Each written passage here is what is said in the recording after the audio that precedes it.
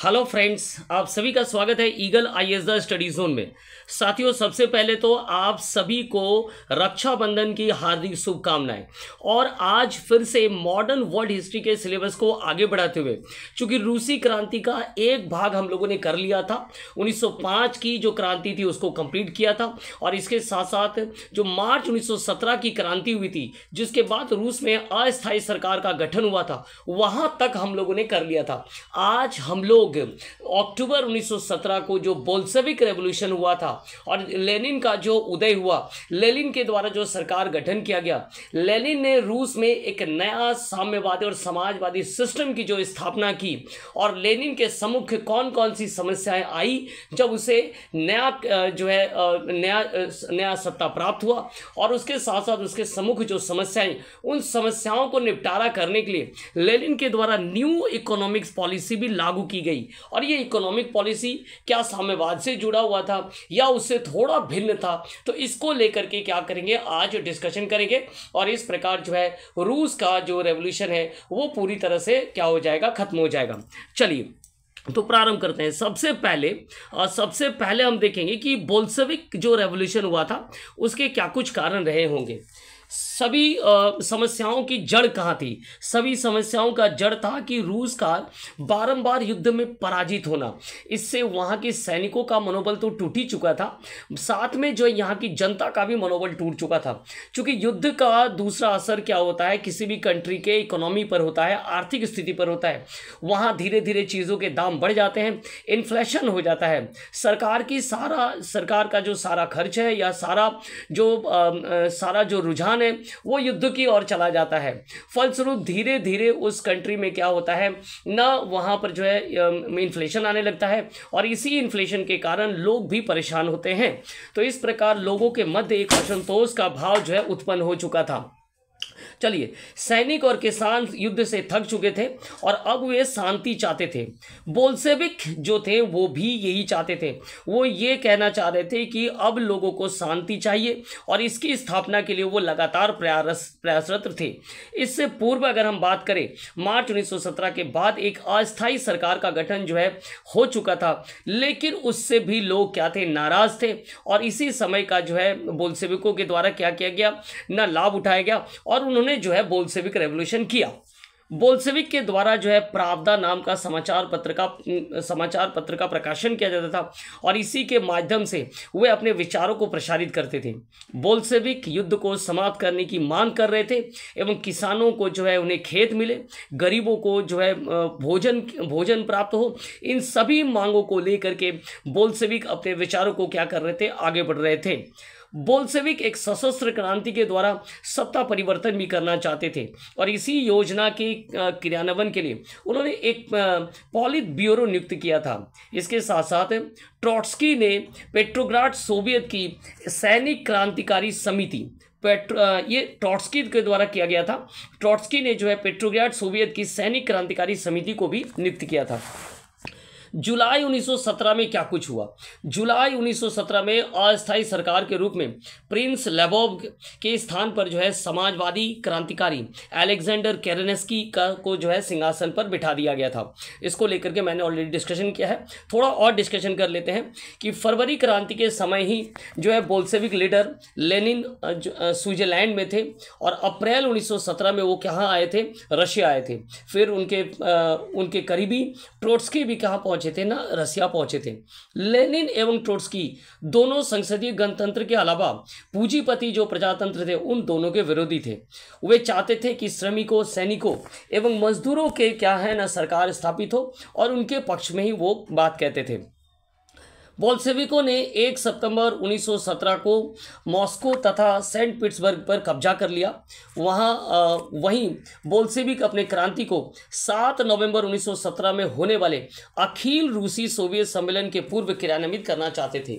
चूँकि अखिल रूसी सोवियत सम्मेलन का जो सम्मेलन होना था वो 7 नवंबर को होना था, और उससे पूर्व ही बोल्शेविक ये चाहते थे कि वो क्या करे ना, क्रांति करे, और मॉस्को तथा सेंट पीटर्सबर्ग में क्या कर ले ना, कब्जा कर ले। तो उन्होंने अपनी योजना को जो है कार्य करना प्रारंभ कर दिया। इससे पूर्व 5 नवंबर 1917 को कर्नेस्की के द्वारा बोल्शेविक के लीडर को बंदी बनाने का आज्ञा पत्र जारी कर दिया जाता है। तो बोल्शेविकों की भावना को देखते हुए कर्नेस्की ने तुरंत उन्हें जो है गिरफ्तारी का या बंदी बनाने का जो है क्या करता है, आज्ञा पत्र को जारी कर देता है। बोल्शेविक ने इस घटना से लोगों को भड़काने का भी काम किया, अर्थात बोल्शेविकों को एक और मौका मिल गया। चूंकि कर्नेस्की ने जो है श्रमिकों मजदूरों की जो लीड कर रहे थे बोल्शेविक, उनको गिरफ्तारी, उनके नेताओं को गिरफ्तारी करने का कार्य किया। तो बोल्शेविक ने इस समय काल का फायदा उठाया और उन्होंने सरकार के विरुद्ध ही इस नीति को आगे बढ़ाया। 6 से 7 नवंबर 1917 की रात में बोल्शेविकों ने जो है टेलीफोन केंद्र, post office, railway station, bank आदि स्थानों पर कब्जा कर लिया था। 7 नवंबर 1917 को रूस के जार के महल पर उन्होंने अधिकार कर दिया एवं एक अस्थायी जो सरकार थी उनको भी क्या कर दिया गया, गिरफ्तार कर दिया था, उनके मिनिस्ट्रीज को गिरफ्तार कर लिया गया। कर्नेस्की वहां से भाग गए एवं चारों तरफ से घोषणा किया गया कि जो अस्थायी सरकार है वो समाप्त हो चुका है। और इस प्रकार जो अक्टूबर की क्रांति है जो 7 नवंबर 1917 को कंप्लीट हो चुका था और अब सर्वहारा वर्ग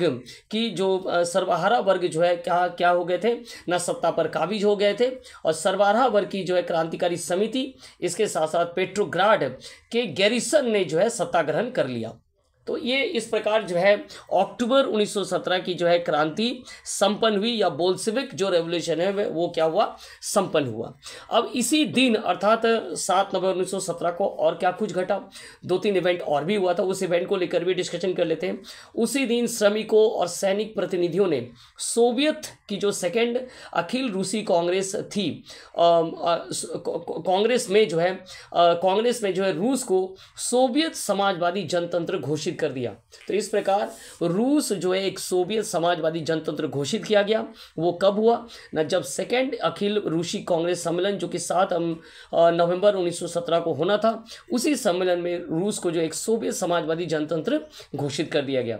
इस प्रकार रूस में जो है समाजवादी क्रांति भी सफल हो गया। और इस क्रांति का उद्देश्य क्या था, इस क्रांति का उद्देश्य कहा जाता है महान था। इस क्रांति के माध्यम से वे एक नए समाज का निर्माण करना चाहते थे, मूल रूप से जहां कोई शोषक ना हो, ना ही कोई उत्पीड़क हो, अर्थात वे एक प्रकार से साम्यवादी समाज के निर्माण करना चाहते थे।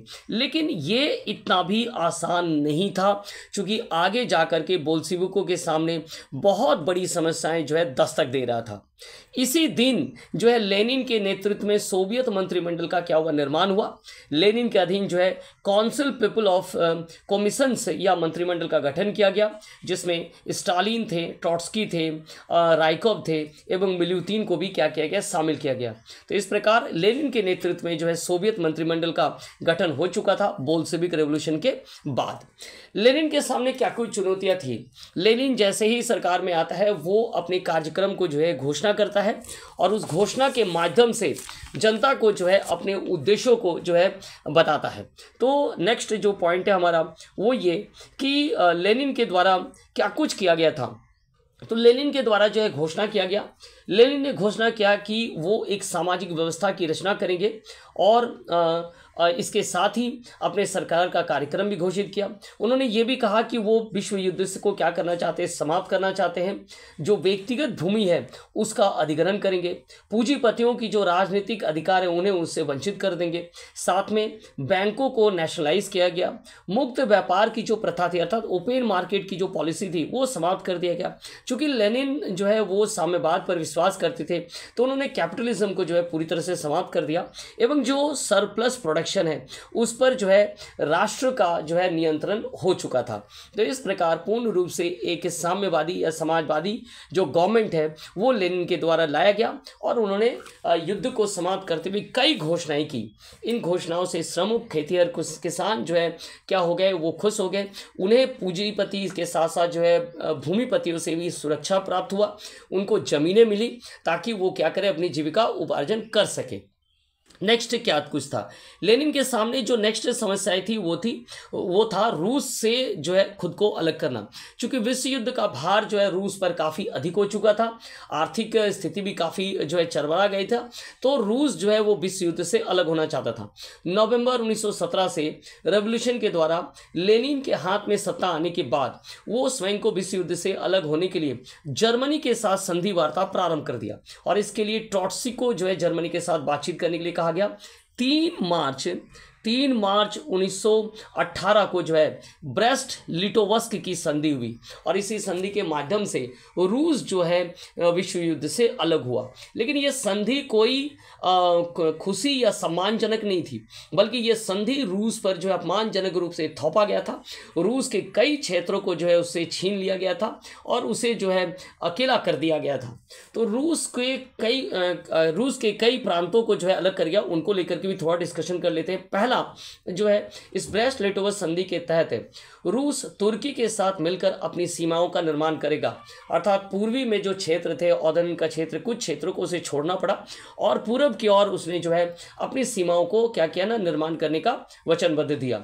जहां पर जो सबसे रूस और तुर्की में जो झगड़े का जड़ था वो यहाँ पर मूल था और इसी संदर्भ में आपने देखा था कि क्रीमियन वार हुआ था। चलिए, इसके अलावा एस्टोनिया, लाटविया, फिनलैंड, लिथुआना एवं यूक्रेन के जो सभी क्षेत्र है उस पर रूस ने अपने दावा छोड़ दिया। अर्थात कह सकते हैं कि रूस के कई प्रांत इस ब्रेस्ट लिटोवस्क की संधि जो 3 मार्च 1918 को हुआ उससे क्या कर लिया गया ना, उससे छीन लिया गया। सातवें युद्ध के हर जाने के रूप में 1 अरब 50 करोड़ डॉलर तक जो है देने का भी उससे वचन लिया गया। तो इस प्रकार रूस पर एक भारी हर्जाना जो है चुकाया गया और ये इस संधि के माध्यम से रूस को जो है लेनिन के द्वारा रूस को विश्व युद्ध से क्या कर लिया गया, अलग कर लिया गया। तो चूंकि शांति की स्थापना चाहते थे और उन्होंने इसी स्थापना के साथ जो है विश्व युद्ध से स्वयं को क्या कर लिया ना, अलग कर लिया था। चलिए, लेकिन अब समय ये था जैसे ही लेनिन सत्ता पर काबिज हुआ, लेनिन के सत्ता पर काबिज होने से पूर्व रूस में जो है गृह युद्ध छिड़ गया। ये गृह युद्ध क्यों छिड़ा ना, ये गृह युद्ध रूस के लेनिन के उन विरोधियों के द्वारा किया गया जो लेनिन से भिन्न विचारधारा रखते थे। इसके अलावा विश्व के जो महत्वपूर्ण देश थे वो ये नहीं चाहते थे कि रूस में जो है साम्यवाद या समाजवाद स्थापित हो, जिसके कारण उसका असर जो है अन्य देशों पर भी पड़े, जैसे जर्मनी पर, इसके साथ साथ इंग्लैंड पर या अमेरिका पर या फ्रांस पर पड़े। इसके लिए वो भी क्या चाहते थे, इन विपक्षियों को समर्थन जो है बाहर से दे रहे थे। तो गृह युद्ध कब हुआ था, तो नवंबर 1917 से लेकर के जो है 1921 तक 3 वर्षों तक या 1918 से 1921 तक जो है रूस के अंदर जो स्थित विरोधी है लेनिन को उनका मुकाबला करना पड़ा। अर्थात यहाँ पर क्या हो गया, गृह युद्ध हो गया। हालांकि बोल्शेविकों की अंततः विजय हुई, लेकिन लेनिन को इस समस्या का जो है सामना करना पड़ा था। कहा जाता है कि ये जो विपक्षी हैं इनको किसके द्वारा सहायता दिया गया था, कहा जाता है कि कहीं बाहर की ओर से इन्हें इंग्लैंड, फ्रांस और इसके साथ साथ अमेरिका के द्वारा भी जो है इन्हें क्या किया गया था ना, इन्हें जो है विरोधियों को समर्थन वो दे रहे थे। वो ये नहीं चाहते थे या मित्र राष्ट्र ये चाहते थे कि रूस जो है फिर से युद्ध में सम्मिलित हो जाए और उनका क्या करे, साथ दे और वहाँ साम्यवाद या समाजवाद जो है स्थापित ना हो। लेकिन लेनिन के द्वारा जो है इस गृह युद्ध को भी क्या कर दिया गया, शांत कर दिया गया। तो कुछ क्षेत्रों में जो विरोधी थे उनको देख लेते हैं। रूस जो है साइबेरिया की और अगर हम बात करें तो साइबेरिया में एडमिरल कोचक के द्वारा, साउथ में जो है जनरल डेंकिन के द्वारा, नॉर्थ में यूडेनिक के द्वारा और दक्षिण पश्चिम में जो है रनेगल ने विद्रोह कर दिया था। और लेनिन ने इन सभी विद्रोह को क्या कर दिया, कुचल दिया और यहाँ जो है गृह युद्ध को समाप्त करते हुए शांति की स्थापना कर दी। तो इस प्रकार लेनिन के सामने जो है जैसे ही बोल्शेविक सत्ता आई, लेनिन के सामने एक बहुत बड़ी समस्या खड़ा हो गया और वो था 1918 से लेकर के 1921 तक का गृह युद्ध, जो कि इसके विरोधी विचारधाराओं के द्वारा किया गया और जिन्हें बाहरी जो मित्र राष्ट्र है उनके द्वारा भी उन्हें क्या था ना, समर्थन प्राप्त हो गया था। चलिए, बोल्शेविक जो है आंतरिक विद्रोह के दमन में जो है सफलता प्राप्त कर चुके थे और रूस में उन्होंने एक विशेष न्यायालय स्थापित किया था जिसे चेका कहा जाता है, और इस चेका न्यायालय की स्थापना के साथ ही जो विरोधियों को दंडित किया गया था। कहा जाता है कि इस न्यायालय ने अपने काम को जो है बखूबी निभाया था। तो इस प्रकार बोल्शेविक क्रांति का जो है जो कार्य था वो पूरा हो चुका था। बोल्शेविक क्रांति जो अक्टूबर 1917 को प्रारंभ हुआ था और 7 नवंबर 1917 को जब राजमहल पर अधिकार करते हुए जो रोमानोव की जो सरकार थी, या जो 300 वर्षों की प्राचीन रोमानव राजवंश की सरकार थी, उसको खत्म करते हुए बोल्शेविकों ने जो है रशिया पर क्या कर लिया था, न अधिकार कर लिया था और एक साम्यवादी समाजवादी राज्य की स्थापना कर चुके थे। अब सवाल है कि बोल्शेविक क्रांति का महत्व क्या है। तो बोल्शेविक क्रांति के महत्व को लेकर के जो है पॉइंट वाइज डिस्कशन कर सकते हैं। तो पहला पॉइंट है कि इस क्रांति के माध्यम से 300 वर्षों की जो निरंकुश जार शासन है, जो रोमानव शासन था, उसे क्या किया ना, समाप्त कर दिया गया। ठीक है। इसके साथ साथ दूसरा, रूस में सर्वहारा वर्ग की सरकार जो स्थापित हुआ। बोल्शेविकों ने समाजवादी के साथ साथ साम्यवादी सरकार का क्या किया, गठन किया। तीसरा, बोल्शेविकों ने कैपिटलिज्म का जो है विरोध किया, श्रमिकों को कारखानों में अधिकार दिया, उद्योगों का राष्ट्रीयकरण किया गया, इसके लिए कृषकों को भूमि प्रदान किया गया एवं एक न्यू इकोनॉमिक पॉलिसी भी जो है लेनिन के द्वारा लाया गया। तो इस प्रकार बोल्शेविक क्रांति ने रूस को एक नई दिशा दी। इसके साथ साथ प्रथम विश्व युद्ध में रूस का अलग होना, ये एक बहुत बड़ी घटना थी उस राष्ट्र के लिए जहां आर्थिक बोझ काफ़ी बढ़ गया था और विश्व युद्ध का प्रत्येक दिन का खर्च भी काफ़ी अधिक था। तो लेनिन के द्वारा ट्रॉट्स्की के माध्यम से या अपने विदेश मंत्री ट्रॉट्स्की के माध्यम से उन्होंने क्या किया, विश्व युद्ध से स्वयं को अलग कर लिया और इस प्रकार रूस के पुनर्निर्माण पर जो है ध्यान दिया गया। साम्यवाद के आधार पर एक नवीन समाज की स्थापना पर जो है लेनिन ने बल दिया। परिणाम स्वरूप जो है विश्व में कहा जाता है कि 2 वर्ग बन गए, एक तरफ जहां पर जो है कम्युनिज्म था या साम्यवादी थे और दूसरा तरफ क्या था, कैपिटलिज्म था। अर्थात रूस में जब साम्यवादी सरकार बने तो इसको देखते हुए कई अन्य देशों में जो है साम्यवादी सरकार स्थापित हुए और एक तरफ जो है कैपिटलिज्म के सरकारें थी। तो इस प्रकार जो है पूरा विश्व जो है 2 हिस्सों में बट चुका था, एक तरफ साम्यवाद और दूसरी तरफ थे पूंजीवाद। तो ये कुछ जो है बोल्शेविक क्रांति का क्या है ना महत्व है रूस के लोगों के लिए, या कह सकते हैं रूस के इस देश के लिए।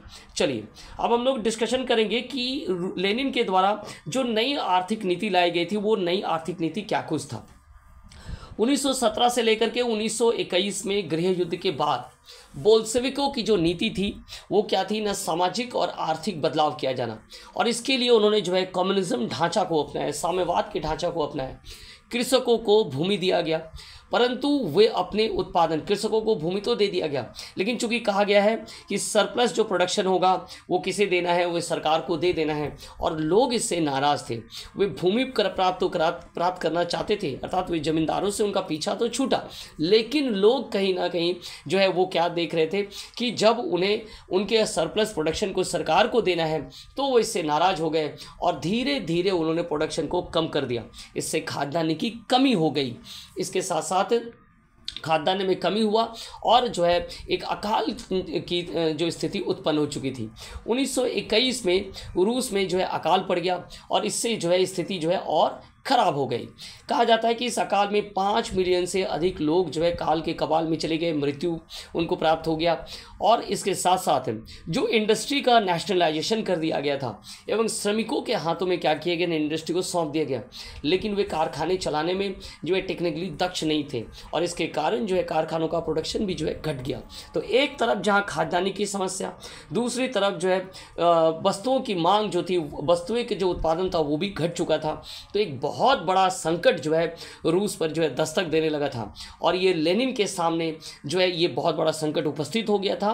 बोल्शेविक के जो लीडर थे लेनिन जो है रूस के जो लोग हैं वो लेनिन पर भरोसा कर रहे थे कि जो सिचुएशन उन्होंने लाया है, अर्थात उन्होंने जो है पूंजीवाद को तो अंत कर दिया, लेकिन साम्यवाद के तौर पर जो सिचुएशन अभी खड़ा हुआ है उसका सॉल्यूशन क्या हो सकता है। और इसी सॉल्यूशन के तहत जो है लेनिन ने जो है न्यू इकोनॉमिक पॉलिसी को जो है ग्रहण किया था। तो इस प्रकार लेनिन ने अपनी योजना को क्या किया ना, बदलाव लाया, अर्थात उन्होंने संपूर्णतः जो है कम्युनिज्म को जो है नहीं अपनाया, अर्थात जो सरप्लस प्रोडक्शन है उस पर अधिकार हो जाना, पूर्ण रूप से सारे कंपनियों को जो श्रमिकों के हाथों में दे देना, इन चीज़ों से वो हटकर उन्होंने एक नई इकोनॉमिक पॉलिसी लाया, जो कहा जाता है कि समाजवाद और पूंजीवाद के मध्य एक सामंजस्य स्थापित करते हुए लाया गया था। लेकिन इसका अर्थ बिल्कुल भी ये नहीं था कि उन्होंने पूंजीवाद को बढ़ावा दिया, बल्कि उन्होंने इसके माध्यम से जो है समाजवाद की स्थापना पर जो है बिल्कुल ध्यान दिया। इसी के तहत क्या कुछ किया गया उसे जो है पॉइंट वाइज देख लेते हैं। तो इसके तहत क्या गया था, फिक्स टैक्स, किसानों के लिए जो है टैक्स फिक्स किया गया, और कहा जाता है 1924 के बाद उन्हें नगद के रूप में उन्हें जो है ये टैक्स देना था। पहले तो वे अपने जो है प्रोडक्शन से दे सकते थे, लेकिन बाद में 1924 के बाद उन्हें नगद देना था। किसानों से सरकार द्वारा जो खाद्यान्नों की मांग की गई थी उसे परित्याग कर दिया गया, अर्थात अब लोग संतुष्ट हो चुके थे, चूँकि वे ज़्यादा से ज़्यादा प्रोडक्शन करेंगे, और अगर वो प्रोडक्शन सरकार को देना तो उनके मन में कुछ खटास था, और इससे प्रोडक्शन कम कर रहे थे वो। तो सरकार ने कहा कि नहीं, अब लेनिन ने कहा कि हम जो आपसे सरप्लस प्रोडक्शन ले रहे थे वो हम नहीं लेंगे, और इस प्रकार लोगों के मन में फिर से एक नया उमंग आ गया, और वो धीरे धीरे जो है अपने खाद्यान्न अपने पास रखने लगे। इसके साथ साथ सरप्लस प्रोडक्शन को अब वे ओपन मार्केट से स्वयं से बेच सकते थे, अर्थात किसान ही बेच सकते थे। मार्केट को जो है किसानों के लिए खाली छोड़ा गया। इससे पूर्व सरकार को ही फैसला लेना था, लेकिन लेनिन ने जो है इसमें बदलाव लाया, और सरप्लस जो प्रोडक्शन होगा उसे किसान अपने हिसाब से ओपन मार्केट में बेच सकते थे। इसके साथ साथ प्राइवेट सेक्टर को भी परमिशन दिया गया था, लेकिन वो माइक्रो लेवल में दिया गया था, अधिक हिस्से पर नहीं, कम हिस्से पर प्राइवेट सेक्टर को कुछ नियम कानून के तहत जो है परमिशन दिया गया। इसके अलावा जो विदेशी पूंजीपति कंपनी, विदेशी पूंजी है, उसे भी कंपनियों पर जो है पूंजी लगाने के लिए जो है रियायत दिया गया था, लेकिन खास तौर पर यह ध्यान रखा गया था कि कंपनी से माल खरीदने का अधिकार जो है वो क्या रहे ना, सरकार के पास रहे, ताकि जो विदेशी पूंजी लग रहा है उस पर क्या जा सके, नियंत्रण किया जा सके, और कंपनी का जो माल है वो सरकार उसे क्या कर सके ना, खरीद सके। तो इस प्रकार कुछ जो पॉलिसीज़ हैं, जो इकोनॉमिक पॉलिसीज़ है, वो किसके द्वारा लागू किया गया था, लेनिन के द्वारा लागू किया गया था। लघु पैमाने पर कहा जाता है निजी जो खुदरा व्यापार है उसको भी प्रमोट किया गया था। तो एक प्रकार से हम कह सकते हैं कि उन्होंने पूर्ण रूप से साम्यवाद को नहीं अपनाया था, उन्होंने साम्यवाद या कह सकते हैं कि समाजवाद और पूंजीवाद के बीच का एक रास्ता निकाला। हालांकि ये पूर्ण रूप से पूंजीवाद तो नहीं था, उन्होंने पूंजी कैपिटलिज्म को या प्राइवेट सेक्टर को थोड़ी बहुत ढील तो दी, बाकी चीज़ें जो है अपने पास रखते हुए जो है मार्केट को उठाने का जो है जोरदार प्रयास किया, और इसके लिए उन्होंने न्यू इकोनॉमिक पॉलिसी उन्होंने दिया। तो इस प्रकार लेनिन की जो सिद्धांत थे या जो इकोनॉमिक पॉलिसी थे वो मार्क्स के टोटली सिद्धांत पर तो आधारित नहीं था, लेकिन वो कैपिटलिज्म को भी जो है लागू नहीं करता था। और इसी पॉलिसी से 1921 का जो उत्पन्न संकट था वो क्या हो गया, टल गया। बोल्शेविक पर लोगों का भरोसा बच गया, बोल्शेविक सरकार भी बच गई, परंतु इस नई इकोनॉमिक पॉलिसी के रिजल्ट को देखने के लिए जो है लेनिन नहीं रहे। 1924 में जो है उनकी मृत्यु हो गई। जो भी हो, लेनिन जो है साम्यवादियों के मध्य जो है एक जननायक की तरह आज भी याद किए जाते हैं, और उन्हें जो कुछ परिवर्तन किया था वो जो है रूस को उन सभी संकटों से जो है बाहर निकालते हुए एक नए डायरेक्शन की ओर जो है रूस को धकेल दिया गया था, या रूस को एक नई दिशा दिया गया था। तो इस प्रकार जो बोल्शेविक रेवोल्यूशन था या 1917 से 1921 के मध्य रूस में जो क्रांति हुई थी वो जो है आज कंप्लीट हो गया। इसके बाद जो है और भी जो भी सिलेबसेस हैं जहाँ से प्रश्न जो है यूपीएससी मेन से पूछा जाता है उन्हें लाया जाएगा और उन पर डिस्कशन किया जाएगा। हमारे साथ जुड़े रहिए eagle IAS the study zone में। आप सभी का बहुत बहुत धन्यवाद। और एक बार फिर से चूँकि आज राखी और राखी के इस पावन अवसर पर आप सभी को बहुत बहुत हार्दिक शुभकामनाएं।